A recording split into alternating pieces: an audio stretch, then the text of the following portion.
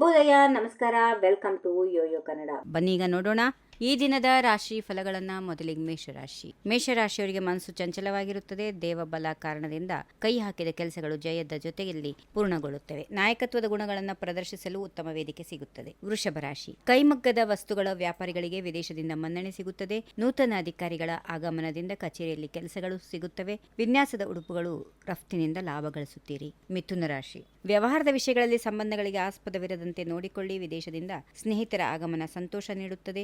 ರಾಜಕೀಯ ಭವಿಷ್ಯಕ್ಕೆ ಮೋಡ ಕವಿದಂತಾಗುತ್ತದೆ. ಕರ್ಕಾಟಕ ರಾಶಿ, ಆರ್ಥಿಕ ಪರಿಸ್ಥಿತಿಯಿಂದ ಮುಂದುವರಿಯಲು ಮತ್ತು ಕಾರ್ಯಕ್ಷೇತ್ರವನ್ನು ವಿಸ್ತರಿಸಲು ಪೂರಕವಾಗುವುದು. ಮಹತ್ವದ ಮಾತುಕತೆ ನಡೆಸುವಾಗ ಧೈರ್ಯವಾಗಿ ಮಾತಾಡಿ. ಸಿಂಹರಾಶಿ, ಹಳೆಯ ಕಹಿ ಘಟನೆಗಳಿಂದ ಕಲಿತ ಪಾಠ, ಬಡತನದಿಂದ ಕಲಿತ ಪಾಠವು ಉತ್ತಮ ರೀತಿಯಲ್ಲಿ ಉಪಯೋಗಕ್ಕೆ ಬರುತ್ತದೆ. ಕರಕುಶಲ ವಸ್ತುಗಳ ತಯಾರಿಕಾ ವೃತ್ತಿಗಳಿಂದ ವರಮಾನ ಸಿಗುತ್ತದೆ.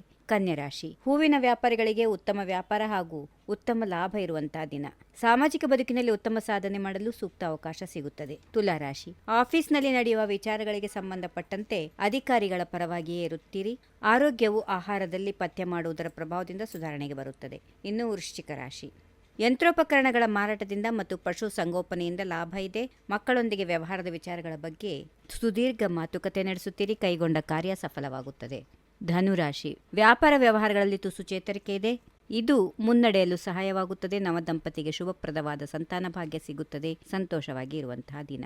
ಮಕರ ರಾಶಿ, ವಾಣಿಜ್ಯ ಸಂಸ್ಥೆಯೊಂದರಲ್ಲಿ ಕಾಂಟ್ರಾಕ್ಟ್ ಪಡೆಯುವ ಪ್ರಯತ್ನ ಫಲಕಾರಿಯಾಗುತ್ತದೆ. ಆದರೆ ಉದ್ಯೋಗಕ್ಕಾಗಿ ಖಾಸಗಿ ಜೀವನವನ್ನೇ ತ್ಯಾಗ ಮಾಡುವ ಸಾಧ್ಯತೆಗಳಿರುತ್ತವೆ. ತಾಳ್ಮೆಯನ್ನು ಪರೀಕ್ಷಿಸುವ ಕೆಲಸಕ್ಕೆ ಕೈ ಹಾಕಬೇಡಿ. ಕುಂಭರಾಶಿ, ಅನ್ಯರಿಂದ ಆರ್ಥಿಕ ಸಹಾಯ ನಿರೀಕ್ಷಿಸುವುದು ಸರಿಯಲ್ಲ. ಅದು ಸಾಧ್ಯವಾಗುವುದು ಇಲ್ಲ. ಕೊಟ್ಟ ಮಾತನ್ನು ಉಳಿಸಿಕೊಳ್ಳುವ ಮಾರ್ಗದಲ್ಲಿ ಪ್ರತಿ ಹೆಜ್ಜೆ ಇರಲಿ. ಧ್ಯಾನ ಭಜನೆಗಳತ್ತ ಮನಸ್ಸು ನಿಲ್ಲುತ್ತದೆ. ಇನ್ನು ಕೊನೆಯದಾಗಿ ಮೀನರಾಶಿ, ಅವಕಾಶವನ್ನು ಹೇಗೆ ಉಪಯೋಗಿಸಿಕೊಳ್ಳಬೇಕೆಂದು ಯೋಚಿಸಿ. ಉಪಯೋಗಿಸಿಕೊಂಡ್ರೆ ಪೂರ್ಣ ಪ್ರಮಾಣದ ಲಾಭಾಂಶ ಅನುಭವಕ್ಕೆ ಬರುತ್ತದೆ. ಯಾರ ಮಾತಿಗೂ ಮರಳಾಗಲು ಹೋಗಬೇಡಿ. ಉತ್ತಮ ದಿನವಾಗಿದೆ. ಹೀಗಿವೆ ಈ ದಿನದ ರಾಶಿ ಫಲಗಳು. ಸರ್ವರಿಗೆ ಶುಭವಾಗಲಿ. ಶುಭ ದಿನ. ನಮಸ್ಕಾರ. If you like this video, ಬೇಗ ಲೈಕ್ ಮಾಡಿ, ಕಾಮೆಂಟ್ ಮಾಡಿ, ಶೇರ್ ಮಾಡಿ ಹಾಗೂ ಯೋಯೋ ಟಿವಿ ಕನ್ನಡವನ್ನು ಸಬ್ಸ್ಕ್ರೈಬ್ ಮಾಡಿ.